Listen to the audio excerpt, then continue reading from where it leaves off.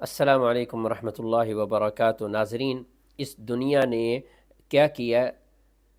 دنیا کے اندر اللہ تعالیٰ نے ویسے دو بیماریاں اتاری ہیں، ٹھیک ہے، ایک روحانی اور ایک جسمانی۔ اب دنیا نے کیا کیا؟ جو جسمانی بیماری ہے اس کے لیے ہاسپٹل بنایا، اس کے لیے ڈاکٹر بنائے، ڈگری بنائی، لیبارٹریز بنی، مشینری بنی، سب کچھ بنا کے دے دیا، ٹھیک ہے۔ تو اس وجہ سے وہ ایک تصور میں کیا آتا ہے؟ بخار ہوا ہاسپٹل جانا ہے، بے ہوش ہوا ہاسپٹل جانا ہے، کوئی بھی ایسا مسئلہ ہوا میڈیکلی تو کہاں جانا ہے؟ ہاسپٹل جانا ہے۔ یہ ہمارے دماغ میں یہ فیڈ ہو گیا۔ اچھا، جو بیماری کا دوسرا رخ ہے وہ ہے روحانی بیماری۔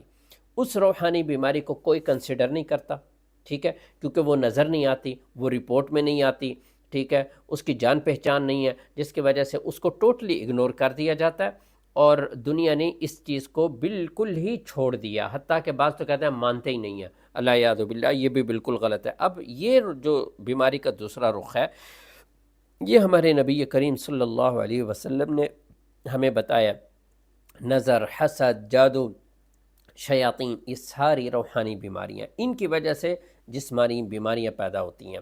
تو بیماریوں کی جو دو قسمیں ہیں، ان کو ضرور ذہن میں رکھنا چاہیے۔ اب جو روحانی بیماری ہے اس کے سمٹمز ہوتے ہیں، ان سمٹمز کو ہم نہیں پہچانتے، جس کی وجہ سے ہم فزیکلی بیماریوں میں مبتلا ہو جاتے ہیں، اور پھر ان کا علاج کروا کے پیسہ ضائع کر جاتے ہیں، حتیٰ کہ مفلسی پہ مبتلا ہو جاتے ہیں، مفلسی میں مبتلا ہو جاتے ہیں، پیسہ ختم ہو جاتا ہے، لیکن ہم ڈاکٹروں کا ٹریٹمنٹ نہیں چھوڑتے۔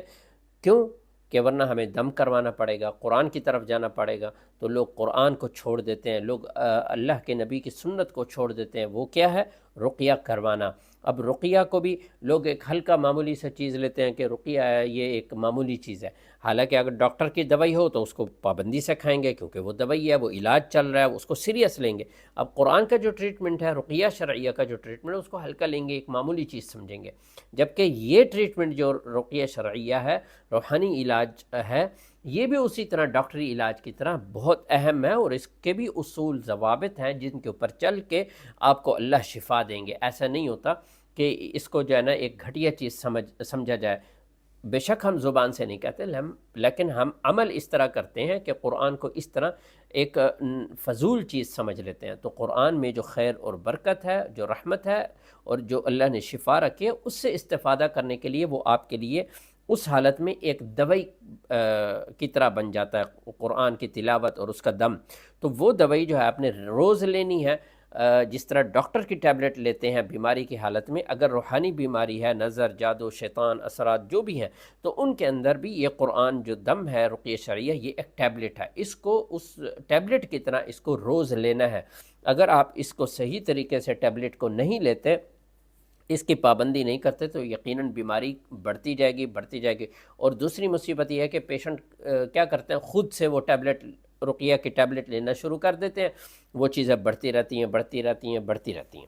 تو جب مصیبت بڑھ جاتی ہے، پھر وہ سوچتے ہیں نہیں، ہمیں معالج کے پاس جانا چاہیے۔ تو اس وجہ سے یہ جو جس طرح ہم بخار ہو تو ڈاکٹر کے پاس جاتے ہیں، اسی طرح روحانی بیماری ہے، جو بیماری کا دوسرا رخ ہے، یہ بیماری ہو تب بھی اس کا ڈاکٹر ہے۔ اس کا ڈاکٹر کون ہے؟ راقی، رقیہ شرعیہ کرنے والا۔ اب رقیہ شرعیہ کرنے والے کے اندر بہت سارے غلط لوگ بھی چھپے ہوئے ہیں، ان کی پہچان کرنا بھی ضرورت ہے، ان کی پہچان کی بھی ضرورت ہے۔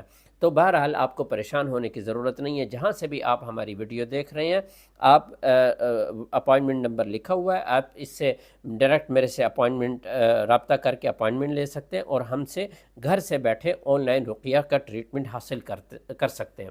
السلام علیکم ورحمۃ اللہ وبرکاتہ۔